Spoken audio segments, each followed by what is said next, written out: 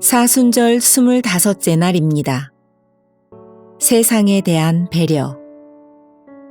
그러나 우리가 그들이 실족하지 않게 하기 위하여 내가 바다에 가서 낚시를 던져 먼저 오르는 고기를 가져 입을 열면 돈 한 세겔을 얻을 것이니 가져다가 나와 너를 위하여 주라 하시니라. 마태복음 17장 27절. 가버나움에 이르니 반세겔 받는 자들이 베드로에게 나아와 이르되 너의 선생은 반세겔을 내지 아니하느냐. 당시 이스라엘의 모든 성인 남자는 성막을 짓고 운영하는 비용으로 반세겔, 즉 이틀치 일당을 내야 했습니다. 예루살렘에 살거나 절기를 지키러 오는 외국 동포들은 성전에 직접 성전세를 내고 지방에 있는 사람들은 성전에서 파견된 징수원들이 곳곳마다 다니면서 세금을 걷었습니다. 그런데 문제는 당시 유대교 분파마다 성전세에 대한 의견이 달랐다는 겁니다. 우선 바리새인은 성전세는 매년 내야 한다 라고 주장했고, 반면에 사두개인은 자원하는 사람만 내면 된다라고 주장했습니다. 또 에세네파라는 제야 세력은 평생에 한 번만 내면 된다라고 했습니다. 이런 상황이다 보니 자기가 어디에 속했느냐에 따라 성전세는 내도 그만, 안 내도 그만이었습니다. 그래서 성전세 징수원이 먼저 물어본 겁니다. 그런데 질문을 자세히 보면 너희 선생은 성전세를 내지 않겠어? 하며 처음부터 당연히 낸다는 대답을 원하며 교묘하게 질문한 겁니다. 이 질문을 받은 사람은 베드로입니다. 많은 학자가 이 이야기가 일어났던 곳이 바로 베드로의 집이었을 것으로 추측합니다. 성전세를 거들어 베드로의 집에 들어갔는데 마침 예수님도 계시니까 넌지시 물어봤다는 겁니다. 이런 징수원들의 교묘한 질문에 베드로가 큰 소리칩니다. 우리 선생님을 뭐로 보는 거야? 당연히 내시지. 이렇게 큰 소리를 친 후 베드로가 예수님께 보고하는데 이 모든 것을 들으신 예수님이 갑자기 이런 질문을 던지십니다. 시몬아, 내 생각은 어떠하냐?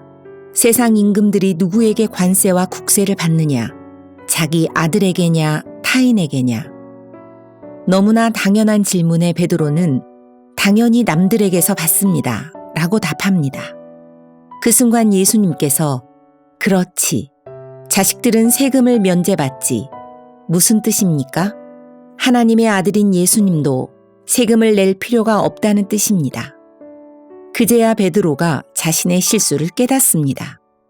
일전에 가이사랴 빌립보에서 자신이 예수님을 하나님의 아들로 고백했던 것이 생각났기 때문입니다. 말문이 막힌 베드로가 머뭇거리는 사이 그 순간 예수님의 입에서 전혀 뜻밖의 말씀이 나옵니다. 그러나 바다에 가서 낚시를 던져 먼저 오르는 고기를 가져 입을 열면 돈 한 세겔을 얻을 것이니 가져다가 나와 너를 위하여 주라. 하나님의 아들이신 예수님, 그래서 성전세를 낼 이유가 없는 예수님께서 굳이 성전세를 내겠다고 합니다. 그것도 초월적인 기적까지 동원해서 말입니다.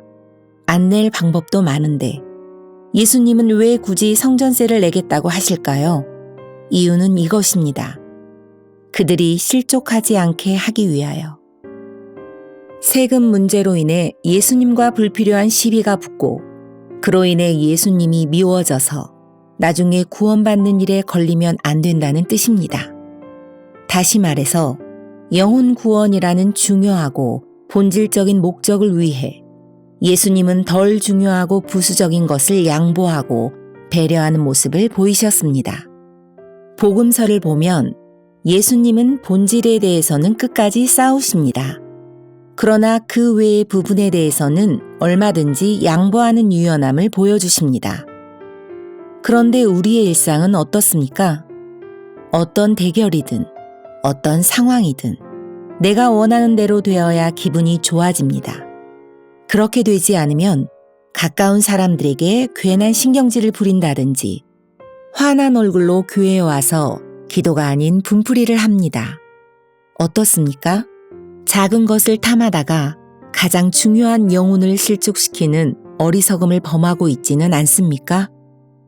이기는 것도 중요합니다. 우리에게 주어진 자유를 누리는 것도 중요합니다. 그러나 예수 믿는 자로서 가장 중요한 것은 영혼을 구원하는 것입니다. 그래서 이제는 달라져야 합니다. 먼저 중요한 것과 아닌 것을 잘 구분하고 덜 중요한 것은 양보함으로 중요한 것을 이루는 인생이 되어야 합니다. 세상을 섬기는 힘이 거기에 있습니다.